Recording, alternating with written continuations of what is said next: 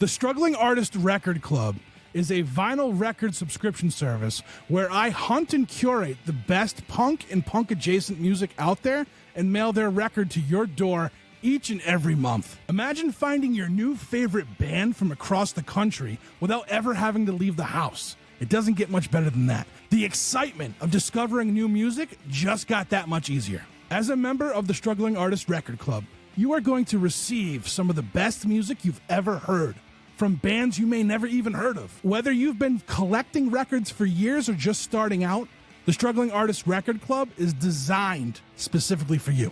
And right now, all new members get a Struggling Artist Record Club exclusive along with the monthly selection. So head to StrugglingArtistRecordClub.com, pick a membership, and start building that collection today.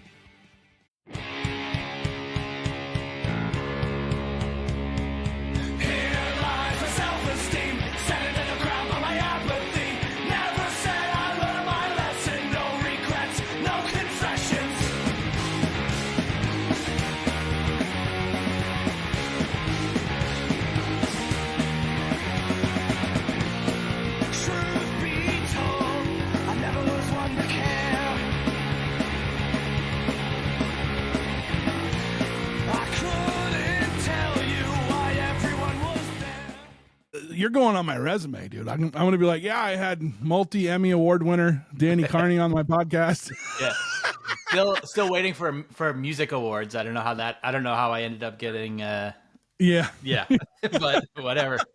Life's very interesting. I had someone on the podcast recently who was considered. Does that mean like they're not quite like? Is that like pre-nom? Like it's I think that might be pre-nom. I don't know, but I had someone that and he was like, I have no idea. He's like, talk to the label. They're the ones that. He's like, what for a Grammy or something? Yeah. So he got it. He had gotten that, and like this. I mean, this guy, he's awesome. He like lives in his truck. You know what I mean? Like he's the real deal. You know what I'm saying? Like he does. I'm like, so where are you based out of? He's like, nowhere. My truck. But yeah, he had gotten the consideration thing, which is pretty cool. You know? Yeah. His album blew me away last year too. So it was just like, whew. But yeah, dude, it's been a minute. I was thinking about the last time you were on. It wasn't last year, right? Year before? No, I think it was early the year before, like 2022. Was it 2020? I had just released, I think, that acoustic album, Summer of '78. You didn't come back for 10 Beer Queer? No. I was going through the timeline in my brain, and I thought I had, but I think that was actually with you and Mark for the other podcast. Oh, yeah. Because I definitely talked to you about 10 Beer Queer, but I looked up the last time I was on Struggling Artist, and it was a year before that. So, anyway, wow, yeah, okay. Crazy. Yeah, thank you for having me back for a third time. By the way, I hope I'm. Of course, I would have had you back for the last album. It must have slipped through the cracks because we did do something. It just wasn't for this podcast. Yeah. You know, because we even did something for your cassette Bagels, right? We did something for Bagels. That was the same episode. I had sort of released Bagels and Summer of '78 like within a few months. Oh, okay, that's what it was. I think it was kind of the in between. Well, you know what really messed me up is that Danny Carney, Chainsaw Symphony, didn't release a record last year. So I know, it's kind of crazy. I did release a single. I had always I had to release something, and I've never released something in the summer. So I was like, I'll do a single and just kind of like put all my weight into that, and that was really fun because it was obviously a lot less taxing than putting together a whole record. And it was a busy lot going on outside of music, so it was crazy not to put out an album last year, and now I'm gearing up to finally put another one out this year. So that's awesome, dude. You're just like an endless tank of songs. You know, it's I love doing it, but it's also non-optional. It just happens.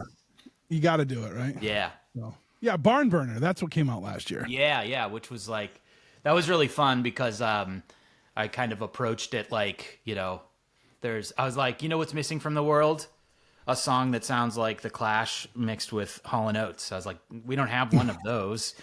So I went ahead and put that together. And that was sort of a very like sort of produced, prior, Summer '78 and 10 Beer Queer were very like raw, minimal production type of joints, and Barn Burner was like completely bonkers. Lots of tracking, lots of production. I actually wrote the song. I just bought it, by the way. I thought I had it already. Oh, okay, yeah. If you listen to the song, it's actually the beat is sort of it's not sampled, but it's sort of ripped from Super Freak by Rick James. Oh, that's awesome. Because I like to for all you musicians out there, songwriters. I discovered a fun trick. If I'm just trying to be creative and write new material, I'll go to YouTube and search for isolated drums of like well-known songs. And a lot of times they're just, I don't know how they end up there. Some engineer somewhere stole the stems and uploaded it. And sometimes they sound like shit. Sometimes they're super compressed. But you can find random songs that and it's just the drummer's drums. So you can rip that and then make a little loop just to have something to play along to that isn't like the generic GarageBand beat or some poorly arranged beat from a drum machine I have. And so that was that was sort of how that came together. So thank you, Rick James. Dude, so months ago, I always say this thing when I talk to people on the podcast when I'm talking about songwriting, because like I don't have that part of me, like that I don't hear the sounds. And I was probably almost, was it a year? I'm embarrassed if it's been a year. I don't think it's been a year though. I woke up one day with like this like drum beat in my head. I'm like, I got to do something about this. So I bought a drum machine. Oh, nice. And I never figured out how to make it produce sound, so I just put it away. So okay. I've got this like, it's pretty decent, I guess, but or according to the guy at Sweetwater who called me 9 times after I looked at it. Dude, he's like, he's like the Sweetwater guys is like the one that got away. Like he's just always like, hey, what's up? You up? Yeah. I've gotten text messages. Just thinking about you.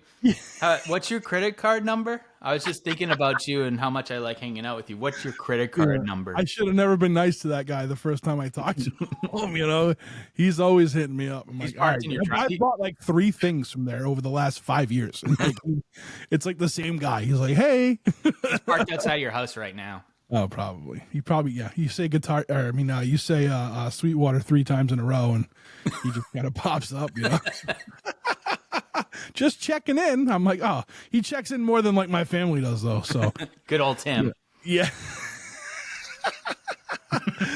Right on, man. Yeah. So all right. So when were these songs off? So the new album, it's going to be an LP, right? Yeah, it's an LP. It's going to be called Scorpio Rising.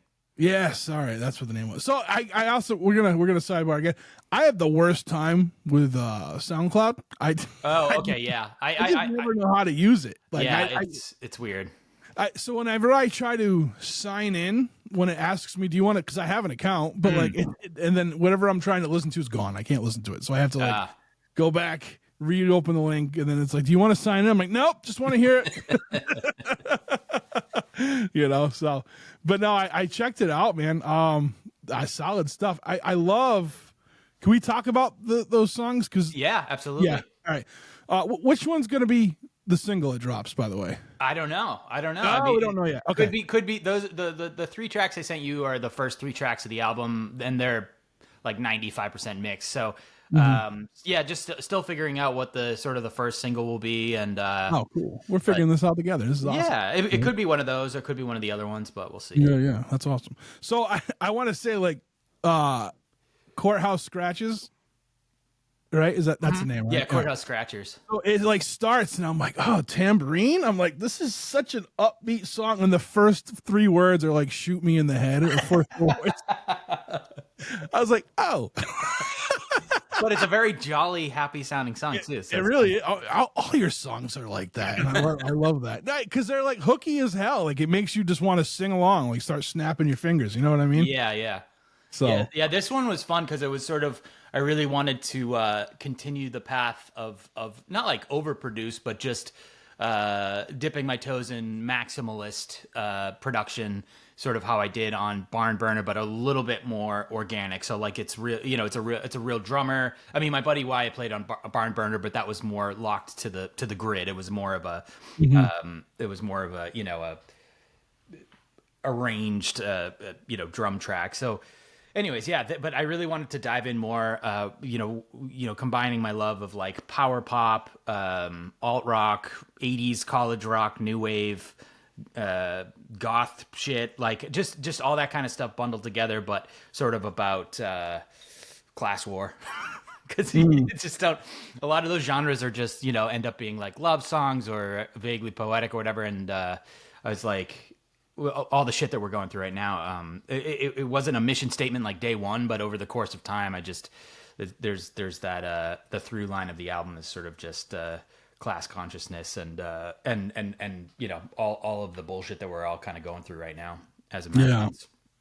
Yeah, it's funny when I like hear your songs. So there's something about your songs. First off, like I always know when there's a new Danny Carney Chainsaw Symphony album coming, the quality is going to be top notch. Your songs always sound so crisp. Thank you. And then I know I'm going to get like something I enjoy listening to, something that makes you want to bob your head to, something that makes you want to sing along to.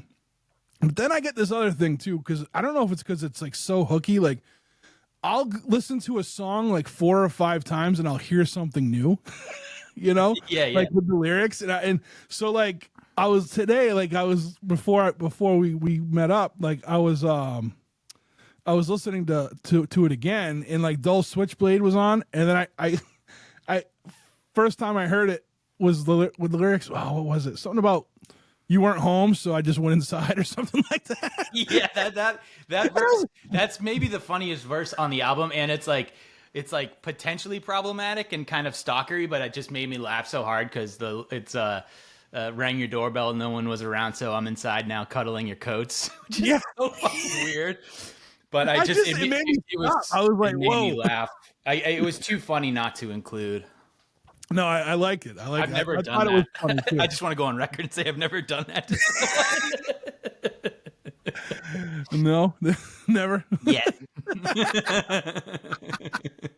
Yeah. When you go to work your shift though, I can't promise you I'm not going to be home. When you get home, I'm going to be cuddling all your North Face coats. I'm going to be.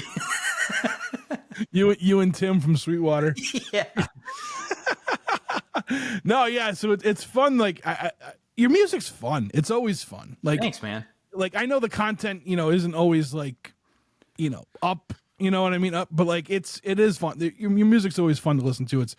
It really is so catchy that I know like you just start singing to it. You know what I mean? And like, that's something within you. Like that's you writing. So you know what I'm saying? Like I know it's a Danny Carney song. You know what I'm saying?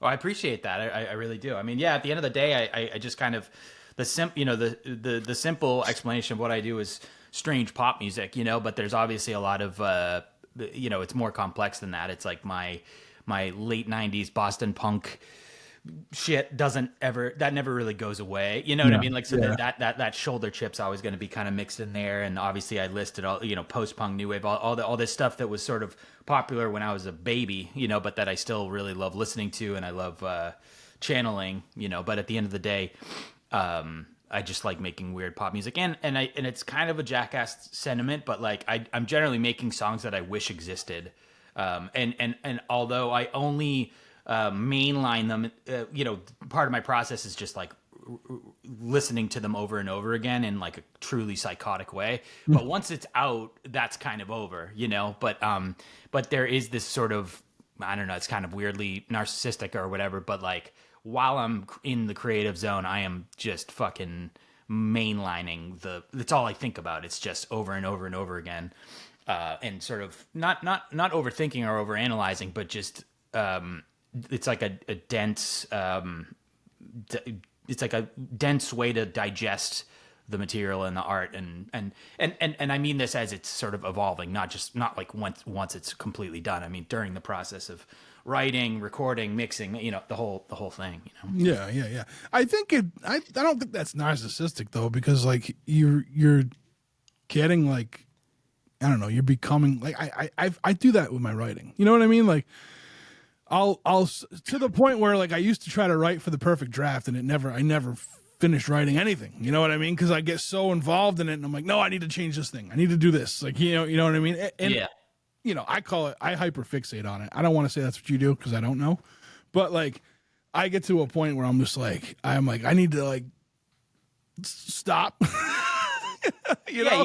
You got to keep an eye, but like to me, it's some of the funnest part of the process is just, it's the, you know, the favorite parts of my day are when I'm not thinking about bills and about right. the world being on fire and, you know, billionaire Nazis and stuff like that.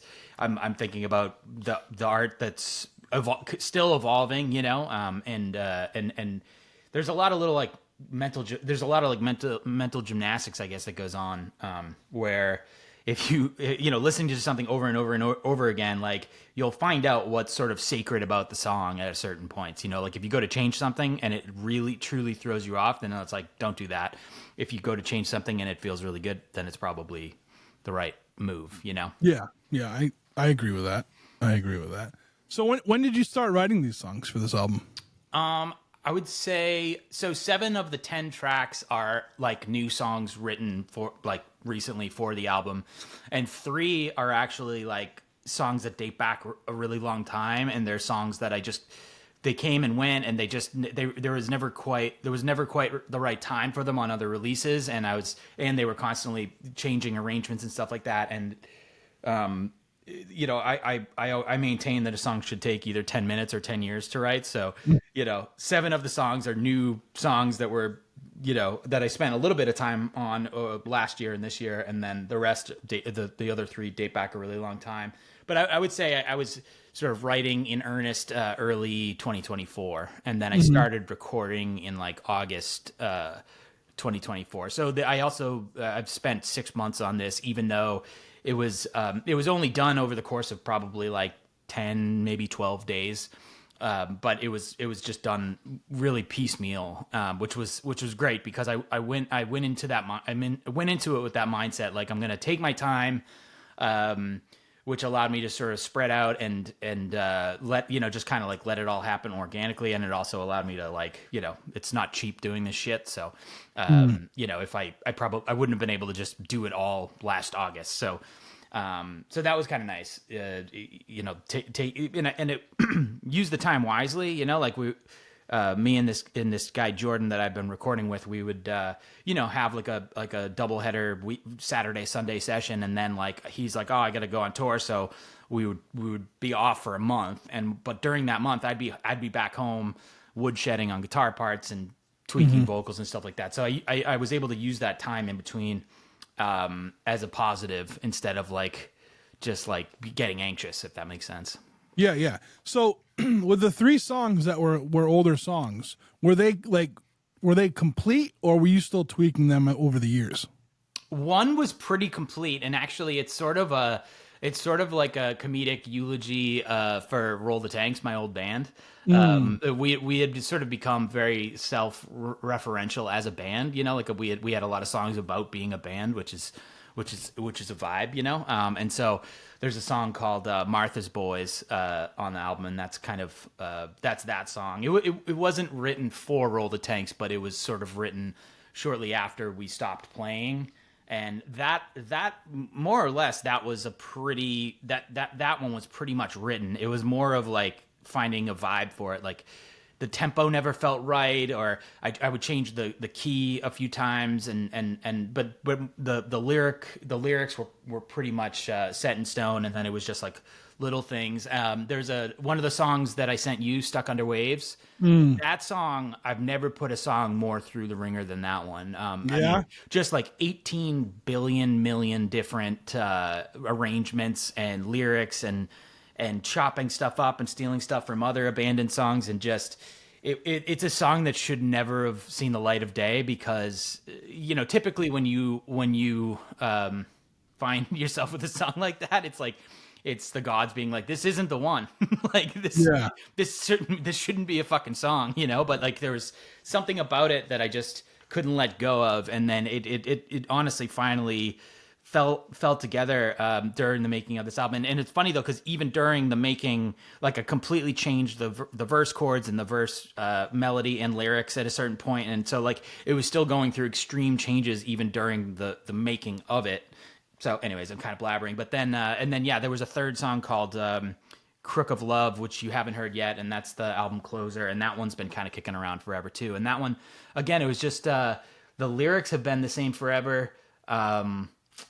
And I just couldn't find the right kind of groove, tempo, the key. I changed the key a bunch of times. I actually recorded it, a version of it when I did Summer of '78, the acoustic record, and it just wasn't working. So it's the one song that I just bailed. I bailed on that version of it, and then it finally found its way. And it's crazy though too, because for a song that has been kicking around for so long and where the lyrics are actually intact from what they originally were, it sounds extremely timely.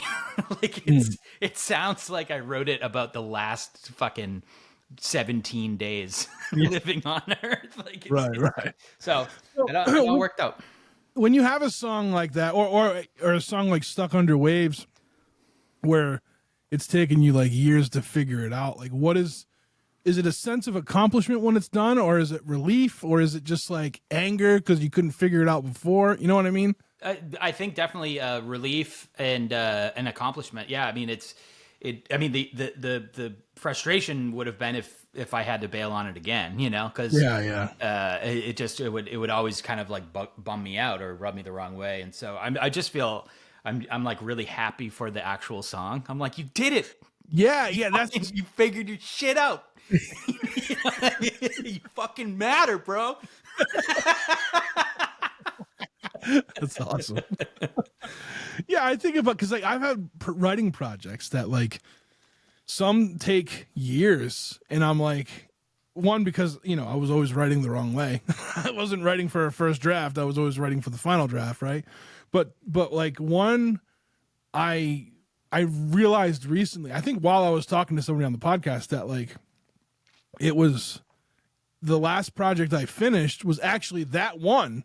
Just I redid it and I didn't realize it until it was over. And it's the same structure, like same story, kind of going home kind of thing. But I changed a ton of it between the first time when I first started writing it and then now, and like I'm like, oh shit, you know what I mean? So I'm So it's kind of like I finished two projects at that point, because like I'm like, I don't have to, like the other one is just, I mean, maybe one day, but like I see no need for it because this is my going home story now. Like the other one, you know what I mean? Yeah. But they took huge turns away from each other. So I was just like, that's why I didn't really think of it as one project until I was kind of had this moment, you know what I mean? So yeah, I mean, it can drive you crazy along the way, but it's a really great feeling when it all kind of comes together. You know who kind of saved the day on that Stuck Under Waves song without their knowledge is do you know Waltham, the band?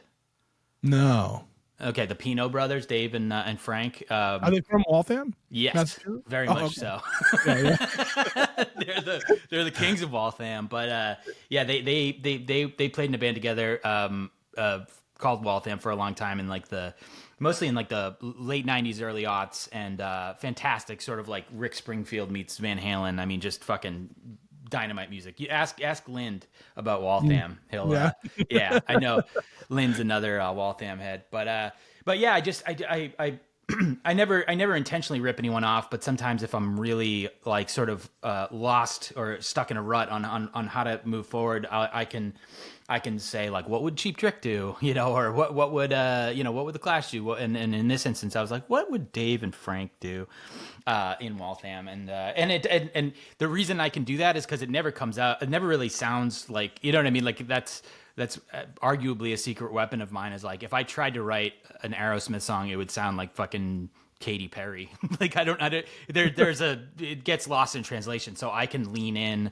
to a flavor of inspiration, and it sort of abstracts in a way that usually pans out well. Now, are we looking at the whole album's going to be typical Danny Carney songs? Like if it's over 3 minutes, it's too long? I kind of tried. I kind of tried to you know the when I first started kind of manically putting out solo stuff, what's coming up on like like 5 years ago. I was making a point to be like, fuck songs that are longer than 2.5 minutes, which I still sort of like fundamentally agree with. You told me that, and I was like, oh. But I got over time, I kind of got that out of my system, and so now that I'm feeling the sweet spot to be more like 3.5, which is, in the grand scheme of things, still a pretty like concise song length. But dude, I bought an album. It's an EP, and it's double 33s. Like that's how long it is. Oh, it's wow. like 6 songs, and it's ridiculously, they're like 12-minute songs. Is it the band Fucked Up? No, it's this metal band. I can't remember the name. I think they're from France. It was like, it's so good though. Like it's definitely a vibe though. Like when you listen to songs that long, like there's a specific vibe they're giving, and you need to be in that headset to listen to it, right? Right. Yeah. I hit the 30 minute mark on the total length too, which I haven't done. Holy since shit! The last time I hit that was like 2014. I was sitting pretty at like 25 minutes for these last couple of releases. Yeah. But it's also 10 songs instead of 8. I was doing 8 for a while because you like anytime you're listening to like ELO or fucking Metallica, you're just like, there's fucking 8 songs in here. What am I breaking the bank doing 10 songs for? So the last couple albums over, I think 8, but back to 10. Right on. I wanted to ask you, I don't think I've ever asked you this. How long was it like after Roll the Tanks that you started to write music again? I never stopped, but What about releasing? I certainly stopped releasing. I mean, the Roll the Tanks sort of was winding down at the end of 2014. And then, so 2015, 2016, 2017, those years are kind of my wilderness years. My mom passed away during that time, and I was always writing, but I didn't feel compelled to play live or to record or to release anything. And so it's not like, a lot of that time is sort of, just they weren't some of the not the best years or whatever. But I mean, I have to thank the if it wasn't for COVID and fucking the Orange Monster Man, like I don't know if I would have kicked into gear, because it was sort of a survival, sort of a survival thing, I mean, I released those for like Songs of Clowns Hate and Blizzard were like done in the same year. It was like I was out of my mind, but I certainly think it saved me in a lot of ways. Yeah. I got both of those through Mark, right? Yeah. Yeah, I think those were both record club. By the way, I you didn't have a record club last time I was on the show. So yeah. Kudos to that, and good on you for taking it over. And I know it's a lot of work, so good for you, man. That's so cool. Yeah, thank you, man. Thank you. I'm trying to keep it alive, man. That's all. I wanted to keep a good thing going, Yeah. That's awesome. Thanks, man. Thanks for saying that. Now I'm all like, I lost my train of thought because you gave me. You were. We were talking about Songs of Clowns Hate and. Yeah. So I mean, so it was a few there's and you kind of had a like fight or flight mode. It looks like, right? Everything was going to shit, and you're like, all right, this is how I'm going to have to combat this, right? Yeah, but I also just, as soon as I sort of established, my solo, as a solo act, that dates back to 2002. I put out a record in 2002 and another one in 2003, and the one from 2003 is actually up streaming now. It's called Cattle Tragedy. So that's kind of a, it's sort of a glimpse into, it's even though I jumped from 2003 to 2020, it's like you can see it makes sense. That's more the cowboy cover thing, right? That's the one. Yeah, it's the music isn't so much cowboy. No. But yeah, I have a cowboy hat on, which was sort of a joke. But I'm holding up the guitar on it. Yeah, you put out so many albums. Sometimes it's hard for me to remember all the names, Danny. I know. I was saying something. I did something on my story for Blizzard of '82, and someone was like, "What the fuck?" They're like, "I thought it was '78." I'm like, "It was." but not in this timeline. Okay. Yeah, not in the Carney universe. And I was actually thinking about this morning. It's been kind of nice to kind of, now that I've released a bunch of stuff, like, there's sort of like, there are kind of like cousin releases, songs that Clowns Hate and Blizzard of 82 had this kind of like mixtape vibe where the sonically it's all over the place. And then, Bagels is a compilation of unreleased material, but that was certainly a continuation of that in a way. But then, Summer of 78 and 10 Beer Queer were both, like I said earlier, very much like more disciplined with parameters and sort of a singular vibe on both of those. And then what's been nice is this new album is sort of a mix of all that stuff. So it's a little bit back to the mixtape thing where, it's not the same snare drum on every song. It's not the same, we had some fun with the production, but it is unified, and it is still, the foundation of it is the songs, it's not, just. Did you play a couple shows since the last time you were on?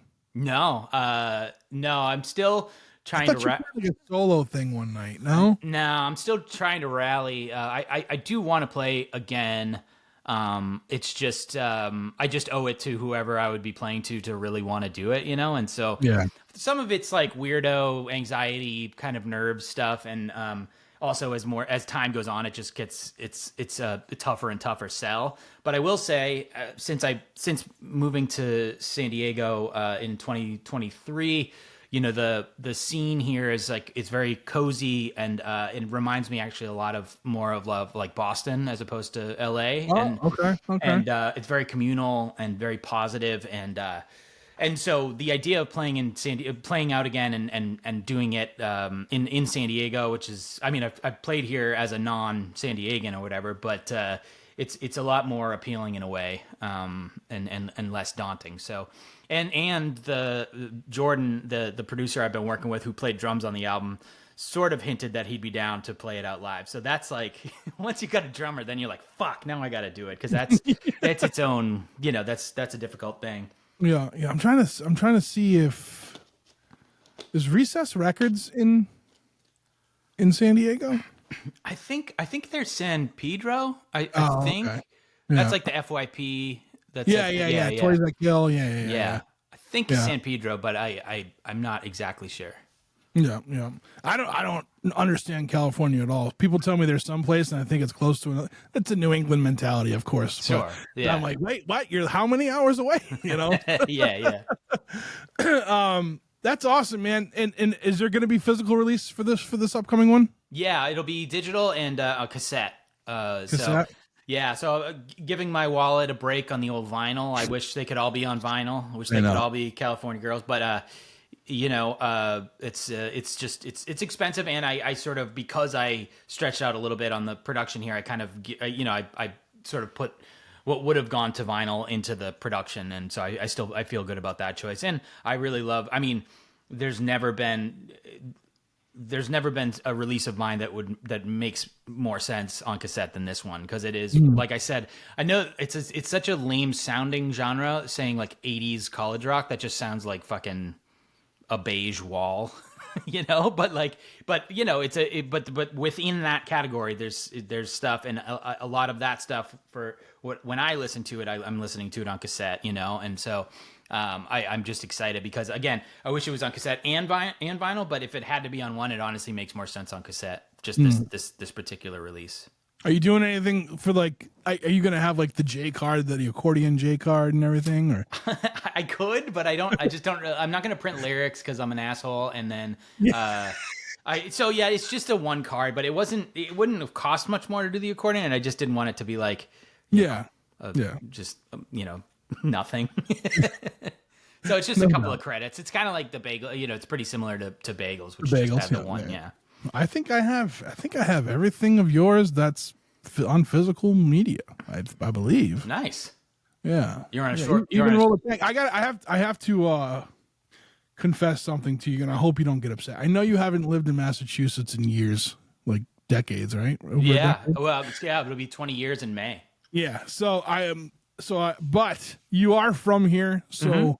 And I have Roll the Tanks in my local section of my records, so I put you with that. I put Danny Carney Chainsaw Symphony in my local section. Yeah, I hope you're okay with that's totally cool with me. I mean, I still got mad love for back east, and you know, we were very much like, I mean, we were all from the Merrimack Valley. We were definitely like an East Coast band living somewhere else, you know.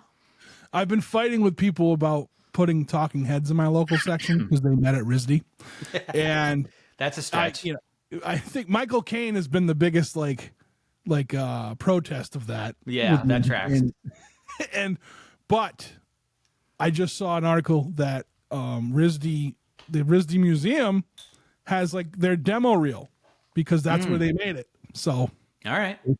They might go. It doesn't. They're too big of a band to hit the local section anyway. But like Dropkick Murphys aren't in the locals anymore. They're in the mainstream band stuff. Yeah, that makes sense. I have the most ridiculous way of organizing my records. It's like I use labels, and it's like a Dewey Decimal Point system, and I have a book.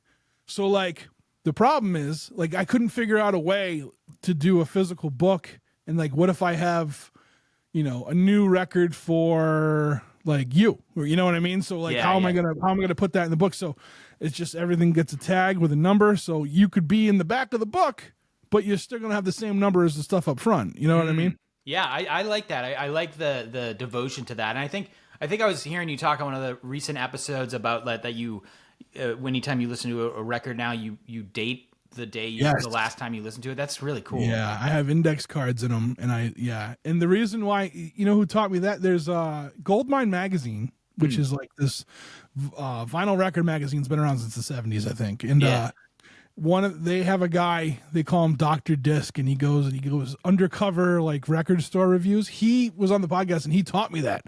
So I was like, oh, that's such a good idea. Yeah. You know what I mean? That's so cool.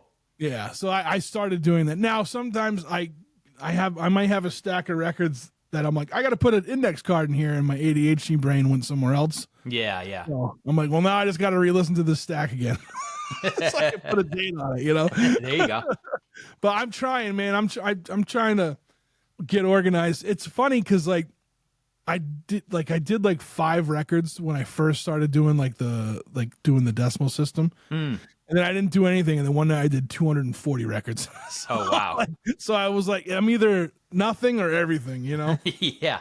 And I have to update like my indie records, you know, my I have more like independent music than I do like mainstream, but I still have to do all like my mainstream ones too, which isn't a whole lot. I just don't care enough about those, unfortunately. Right. You know, I care about like the Danny Carney albums and the you know, the Drowns albums, and you know what I mean? I care about all that stuff more. So the other ones are just sitting underneath. I don't even like, they're like over there somewhere, but you know, whatever. Yeah, I'm crazy, you know? So it's I need to do these crazy to the club, little man. things. Yeah. You're in good company. So, all right. So you moved to San Diego in 2 years ago. Jesus Christ, 2 years ago. It's been that long since we talked. And you know, we've talked about what you do for work before. Yes. But like, have you won Emmys before? Well, kind of. Okay. I mean, your projects you worked on, right? So when I worked on Robot Chicken years back, and I was a operations assistant, I think, and I have a little certificate from that. So, you know, the show I worked on, had won an Emmy, and then the show I've been working on, we won 5 Emmys at the News and Doc Emmys last year. So that was really cool. And then, did you win some? I got a couple. Got a couple of statues. That's awesome, dude. Yeah. That's awesome. Yeah. How come you didn't tell me that when I was like, your show won 5 Emmys? That's so awesome. You didn't be like, hey, I got 2 too. You know, I got 2 also. I get a little bashful about it, I guess. And then I also am just, I'm more always worried about sort of the cringe factor of bragging. And then, but also too, like, I do. Can I brag for you? Sure. Yeah. Yeah. All right. Like I said, you're going on the resume, dude. Tell all your aunties, you're like, my boys. But you know, I love you know, I love doing music, and I love making TV and movies and documentaries and all that stuff too. So they're kind of 2 different worlds, obviously. But yeah, no, I mean, I'm so proud of all the work, all the hard work that was put into to winning them, and And yeah, we'll see how we do this year at the coming up again. That's awesome, man. That's awesome. Well, yeah, when I saw that, I was blown away. And then I think Mark had said something, and Mark must have been the one that told me that you won, that you actually won 2 of them. And I was like, I was like, well, the show won 5, and I guess I just didn't quite get, like, I didn't realize that. Yeah. What were they for? What categories? Can we talk about it, or they? But really quick, I had sent Mark. Excuse me. I had sent Mark a picture of me holding the 2 statues the day that I got them, because I was wearing a Pinkerton Thug T-shirt, which was just hysterical, like but also it's the shirt that he printed, So so I sent it to him, and I sent it to Ken Reed for similar reasons, but yeah. And yeah, I mean, I'm spacing on the categories. There was a lot of they're really long categories, but some of them won for, like, cinematography and lighting, and others won for certain episodes in certain categories. But yeah, I mean, we had 20 nominations, which was bananas, and holy shit, yeah, and we took home 5, so very cool. That's awesome. Yeah. That's awesome. And how long have you been working on that show? 5 years. Yeah. Has that been like your longest run of a show? Kinda, yeah. I guess for it to be in the past, I've worked on multiple projects at once, and so this has been more of a singular thing. But yeah, I mean, it's been a good run, and we're currently finishing the season 5, which will be the series finale. So yeah. Oh wow, it's coming to an end, yeah. Yeah. Yeah, season 5. I think it's. I'm probably not supposed to say, but it's going to be airing later this year. Yeah. All right. We'll go away from that. Wait, how did you get into, like, just working in film? So my senior year of high school, I took a TV production class sort of on a whim, and my high school, Lowell High, which is, I think, for a long time was either the biggest or the second biggest high school in Massachusetts. It's like 5,000 students. And we had a ridiculously nice TV studio that I think they installed it in the late 90s. And so my senior year in like 2000, 2001, I took this TV production class, and it was just awesome. I just clicked with it, and I learned a ton. And then I didn't really like study that in college, or my attempt at college, but I sort of a few years later found myself out in LA, and I was interested in general in working in, like, entertainment. Like, I wanted to do music. I wanted to do it all. And so I did what most people do, and I became a PA, and I, busted ass, and then it just sort of took off from there, And I didn't work in production at all at the sort of the height of Roll the Tank. So I took a good, like, 4 or 5 years off, where I mean, it's not like music wasn't paying the bills necessarily, but I was focused enough on music that work was like an afterthought. And so I would just worked a bunch of, like, ragtag shithead jobs, kind of during that time to pay the bills. That's awesome, man. That's awesome. Yeah, you're doing it all, and you're doing it all very well. Thank you, man. Very well. Appreciate it. Yeah, man. That's awesome. That's so good. So back to the album. Do we have a release date yet, or no, not yet? Yeah, I think I'm gonna do April Fool's. Good, which is if it doesn't happen, you can be like, April Fool's. Well, I haven't announced anything yet, and I think I will have already mentioned it online, by the time this airs. Okay. But yeah, like, I mean, it just seemed like it was around the time that I wanted to release anyways, and then it's on a Tuesday, which used to be the release day. Drop Tuesday. I miss Drop Tuesdays. Well, and I like the Friday shift, because it's just Fridays are great, and it's like a better vibe, but also because it's kind of a throwback record in a lot of ways, I thought it could be kind of cute to release it on a Tuesday, which happens to be April Fool's. And then there's a song on it called Psyched Fools. So I was like, it just kind of naturally happened that way. So yeah, I think it'll be April Fool's, April 1st. That's awesome. That's awesome. I do have something I have to bring up, and you got me worried, Danny, because you would hit me up and you're like, hey, I didn't realize you were releasing new episodes of the podcast. And I was like, really? Yeah, I feel bad. Well, and I don't want you to feel bad, but like now I'm like worried that like people didn't hear the message that's in the beginning of every one of those episodes. So I'm like, what do I do about that? Because what happened was this: like we removed the podcast to the website, right? And like a lot of these like platforms that put out the podcast, they cap you at 300. Yeah, and then you got to, and then they'll start deleting stuff, right? So I figured, I'm like, we're at 250. Why don't I just stop it there, keep it, so I have that thing running still. That way people can go back and look. 'Cause I don't want people not to hear the first episodes with you. You know what I mean? right. So I keep the archive open. Yeah. And then I just start everything fresh from there. And like I like did everything I thought I did a lot to try to like tell everybody. And at first, and honestly, for a while there, I don't think people were catching on. So, but when you told me, I was like, oh no. Well, and I mean, like it's like the Anxious and Angry podcast, like they'll just dip out for a couple months, like probably like when they go on tour, which makes sense. But like a lot of times, like one time I think that they had dipped out for a couple months and I sort of unfollowed the podcast. And then I think they started again, and I had no idea. So I follow a lot of podcasts, and so you know what though? I think he did the same. I think he, something happened with like I think the same kind of thing happened where like he had to start a new feed. I think that's why, because I had to refollow him too, and I think he mentioned it on one of the episodes. I love that you messaged me, or you were like, "Was that your episode? Was that your topic?"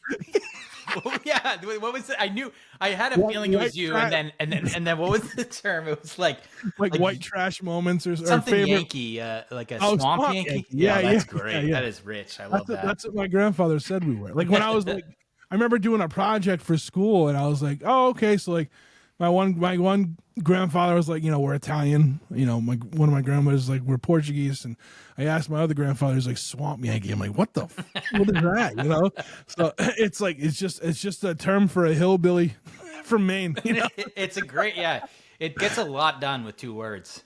It's very, very nice.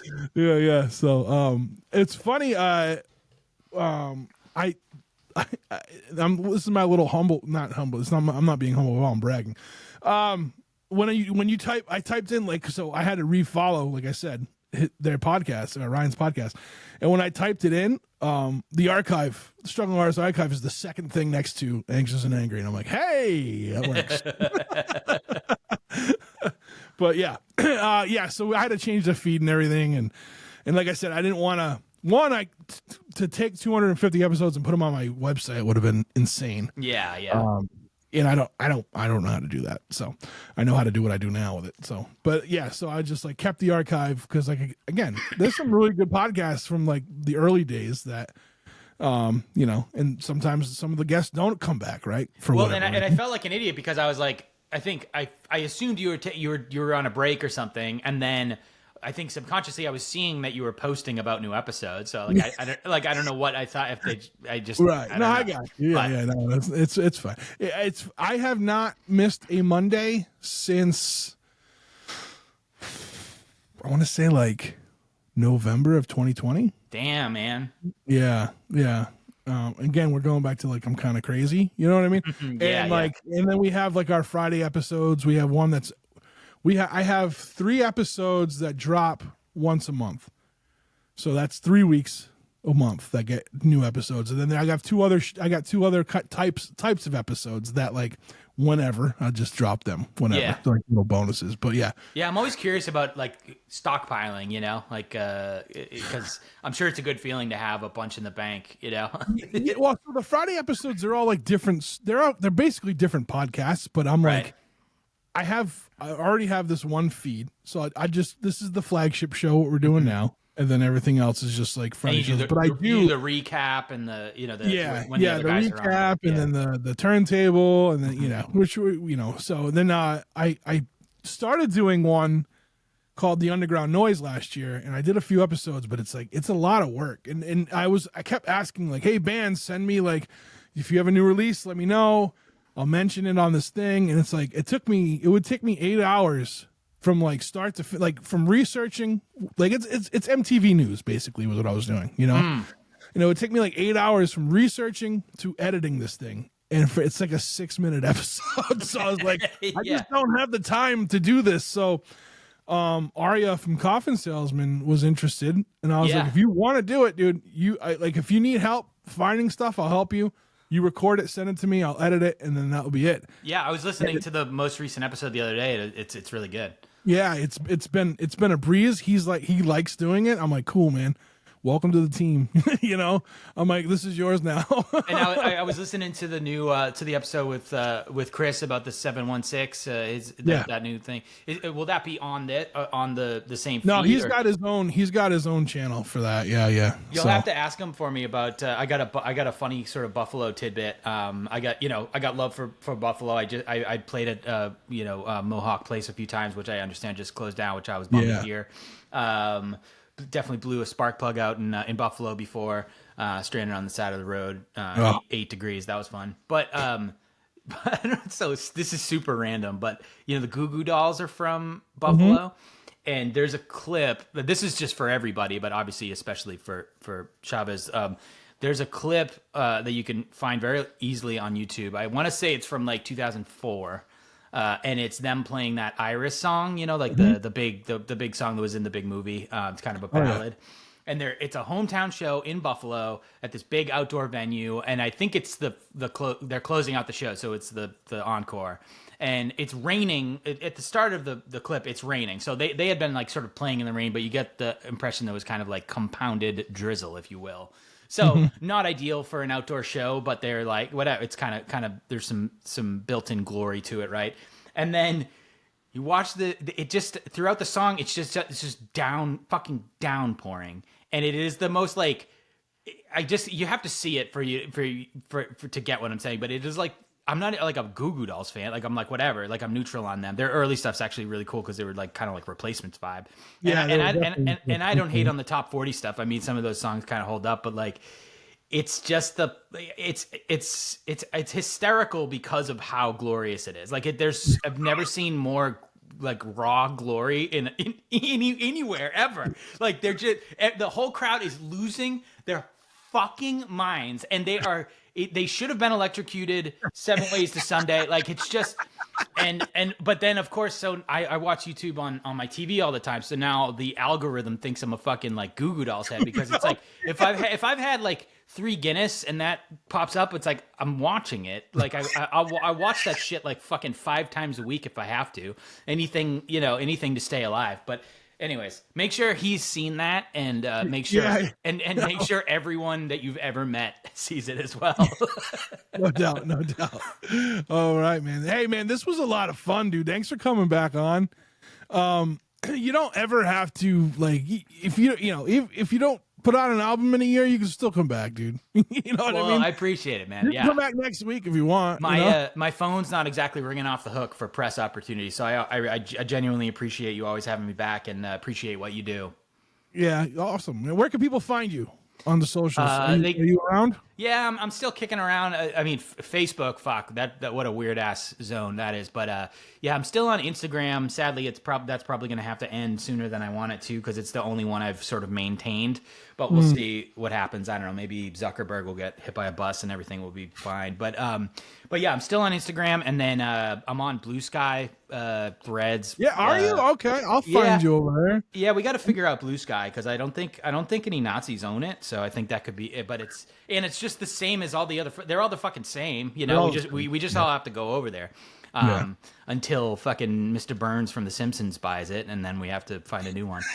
But yeah, I'm on those ones, and then I'm certainly not on Twitter or whatever the fuck that is now. And if you go to my Instagram, there's a Linktree link, so you can go, find my YouTube page and my web shop, and links to the album streaming and all that stuff. So, you know what? I want to talk about something before you got time. Yeah. I completely spaced on this, the Scorpio Rising album cover. Oh yeah, which you other than my wife and the producer, I think, and the photographer who took it, you're the only other person who's seen it. Yeah, tell me about this thing. It's awesome. Pretty crazy. I mean, people will see it soon enough, but it's a wet plate photograph, so it's like the old timey photographs from like the early 1900s. Like the big box Yeah, things? like where he had to get under the Oh. curtain.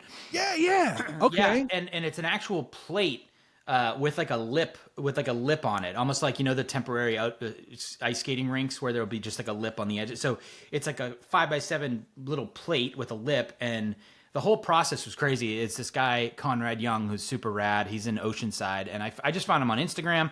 And anyways, I'm kind of butchering the story, but basically, I followed this guy on Instagram. He does this very specific type of old timey wet plate photography, and there was this one picture of like what looked like a little kid with this crazy skull mask on and kind of doing the like Misfits, hand thing. And I hit him up and I was like, hey, can I license this photograph of you like for my album? It's just so cool and so striking. And I was like, and he was like, yeah, we'll figure something out. And this was just on the DM. And then I was like, it looks like it might be a kid. So obviously I would want to get permission from the kid and or the kid's parents. And it turned out to be his kid. And it was just his Halloween mask. And he was like, took this picture. And so he was down to license it, but he's like, I still have the mask. He's like, so why don't you come up to Oceanside and we'll just recreate it with you? And I was like, well, now we're talking. Now we're getting somewhere. So it was very cool. I mean, he's just got a little setup in his garage, and then he's got like a short bus in his driveway, and that's his dark room. And it was just so fucking cool. I roll up, he's got like a fucking leather apron on, and like he was like allowing me to sort of watch the process, which was really cool. So it's like we go from his garage to the little bus, and he goes in there and he pours the shit in the plate, and then we have to wait 5 minutes, and then we set the whatchamacallit, I'm drawing a blank on the clarity, the fucking focus. Sorry, the focus. And then he's like, do not move for the next 5 minutes. So I'm sitting there in a styrofoam mask in a dark garage, just totally frozen still.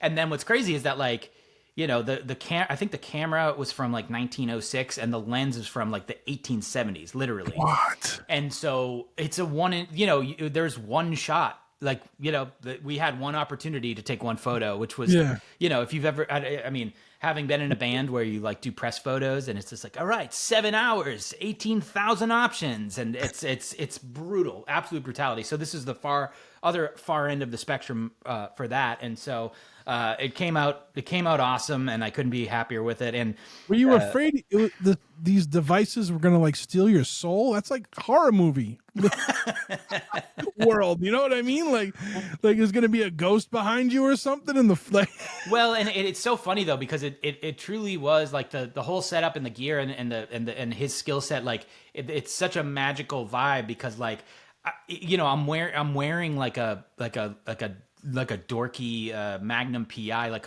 almost like a Hawaiian shirt, and it looks like chainmail in the photo. Like everything just looked, and the mask itself was like this like.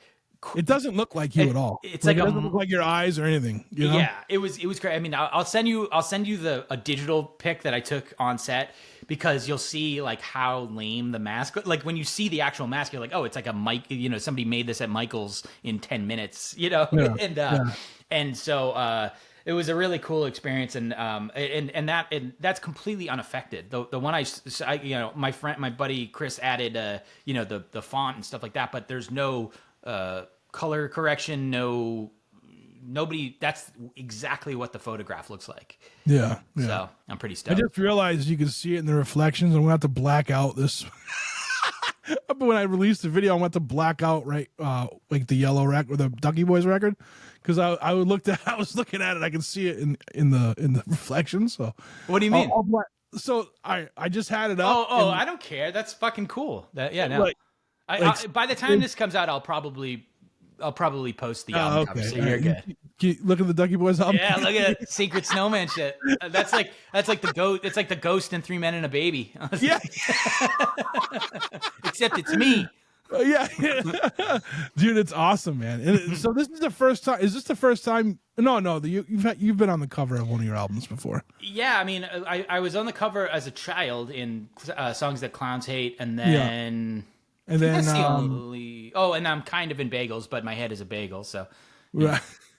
What about the Waves one? Wasn't right? Are you the What was the one that was like old songs that you put out? Yeah, Bagels. That was Bagels. Yeah. Oh, what the? Oh, no, this. I'm thinking of another one here. Hold on. I gotta go to your Cattle Tragedies. Yeah, we were talking about earlier. That was the one. Cattle Tragedies, and then I thought there was one more that was like old songs that you put out. Raw Safety. Yep, you're right. You're totally right. Safety. Okay. Yeah. That was. I forgot about that one. Wave in the background. Yeah, it does. It has a wave in the background. Yeah, I was on a boat. I was on a boat. Yeah, I was shit faced. That was in like 2007. Look at that hair. Yeah. I was not playing around. And you can see my name tag says Champ because that was I was at like a work thing and so everyone at the time called me Champ. So. That's awesome. I always forget about that EP. I'm glad I resurrected it and put it out because nobody heard it when I first put it out. I just did like, this was at the time of like CDRs. So I think I pressed like 10 copies and just like gave it to the only, my 10 friends. Right on, man. Danny, thanks for coming back on. Like I said, the door's always open. Congratulations on the awards, winning the awards. Congratulations on the move. Congratulations. What else do I got? Congratulations on the new record coming out. Yeah, man. Like I can't wait to hear the whole thing. Because whenever I listen, I do this all the time with the storyteller in me. When I hear a whole record, like I get this like, oh, this is what this is doing, but I know you do it. Like there's always reasons for the way you track stuff. One time I couldn't figure it out, and then Chris figured it out for me. He was like, "Oh, they're just in alphabetical order." I'm like, "Oh." So, I think that was Bagels. That was right? Bagels, yeah. And that was like, I think it was just because I had sent them to the mastering dude, and so he sent them back in alphabetical order, and I was like, "Well, this works." Yeah, it really does. It really did. Does work. Yeah, that's what I'm saying. Like it's like so. There's always I know there'll be something behind it. So, yeah, man, that was cool. Doors always open to you, bud. All right, thanks, Trav. Talk soon.